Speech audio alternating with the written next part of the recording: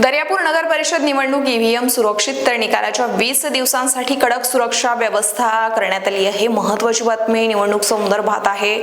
2 डिसेंबर रोजी शांततेत व मोठ्या उत्साहात निवडणूक पार पडली असून त्याचा निकाल येत्या 21 डिसेंबर रोजी जाहीर होणार आहे। या दरम्यानच्या 20 दिवसांच्या कालावधीसाठी मतदान प्रक्रियेत वापरण्यात आलेली सर्व ईव्हीएम यंत्रणा पालिका भवनातील स्ट्रॉंग रूम मध्ये अत्यंत सुरक्षितरित्या ठेवण्यात आली आहे।